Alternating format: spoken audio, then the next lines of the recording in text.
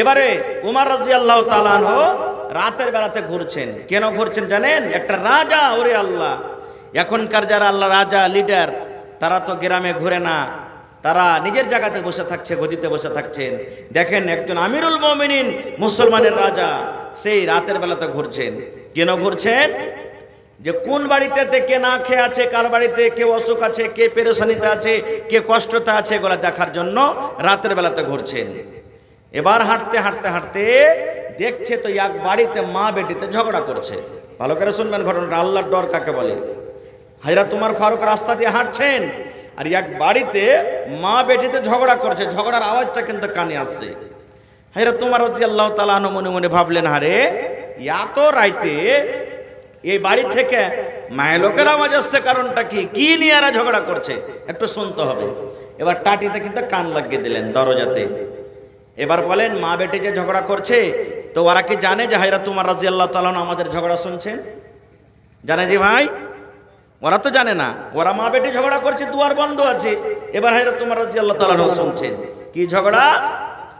মা বলছেন, মা নিজের বেটিকে ডাক দিয়ে বলছেন, ও বেটি খালেদা, জায়েদা, হাফসা, শুন, আয় আমার বেটি শুন, এই যে দুধ রাখা আছে বেটি রে, বকরির দুধ রাখা আছে কিংবা গাভীর দুধ রাখা আছে কিংবা উটনির দুধ রাখা আছে, এই যে দুধ রাখা আছে রে বেটি, তুই যা তাড়াতাড়ি করে আর ওই দুধে পানি মিশাল করে দে, পানি মিলিয়ে দে বেটি রে। দুধে যদি পানি মিলিয়ে দিস ওজন বেড়ে যাবে, ওজন বেড়ে যাবে, ওজন বাড়তে গেলে দাম বেশি হবে। এই জন্য বেটি রে যা যা আর দুধে তুই পানিটা মিলিয়ে দে। যা বেটি, মা বলছেন বেটি রে যা দুধে পানি মিলিয়ে দে। যেমন কথাটা বলা। এবার বেটি উত্তর দিয়েছে, মা গে আমি পানি মিশাল করতে পারবো না গে মা, পানি মিশাল করতে পারবো না। মা বলছে, বেটি কেন পারবি না? আমি মা হয়ে আদেশ করছে, বেটি রে তুই কেন পারবি না, কেন পানি মিশাল করবি না? এবার বেটি বলছেন, মা গে দুধটা হলো জান্নাতের একটা নিয়ামতের মধ্যে একটা নিয়ামত গে মা। আল্লাহ রাব্বুল আলামিন জান্নাতে যত জান্নাতি রেখে খানা দিবেন গে মা, তার মধ্যে হলো একটা দুধ।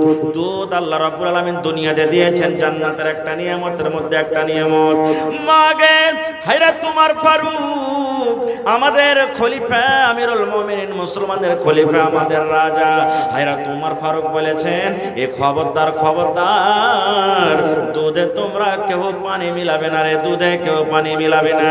কারণ দুধে পানি মিলাল করা এটা হারাম কাজ, এটা গুনার কাজ, এটাতে পাপ হয়ে যাবে, গুনাহ হয়ে যাবে।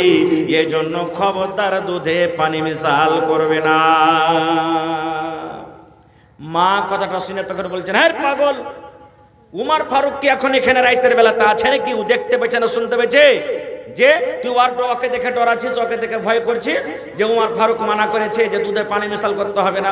উমর ফারুক তো এখানে নেই। ও কি জানে, দেখছে যে আমরা কি করছি বাড়িতে?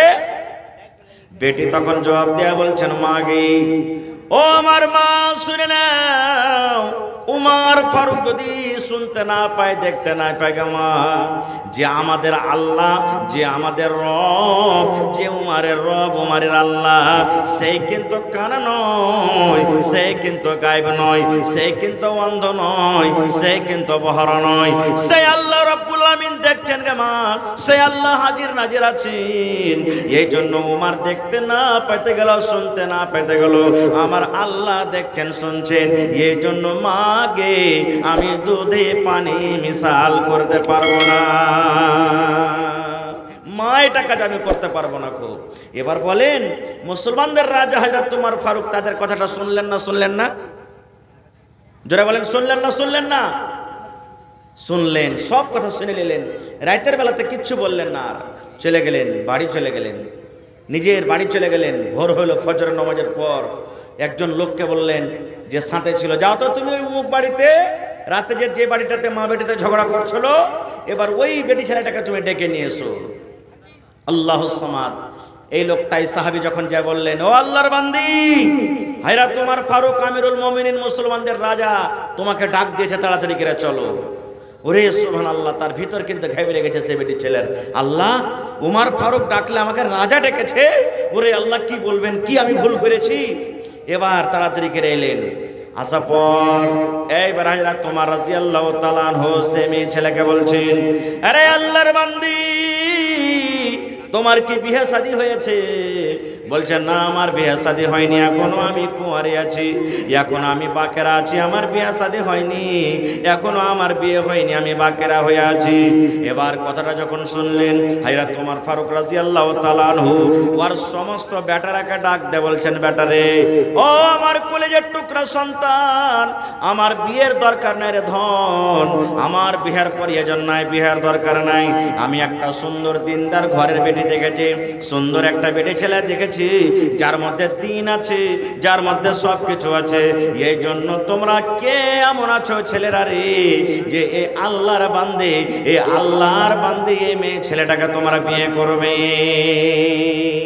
তার দিনদারি ভিতরে দেখে, তাকওয়া দেখে, আল্লাহর ডর দেখে হযরত ওমর ফারুক যে মুসলমানদের রাজা, নিজের বেটার সাথে বিয়ে দিয়ে তাকে বহু বানিয়ে নিলেন।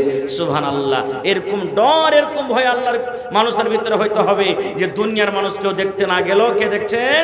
আল্লাহ তাআলা দেখছেন। আর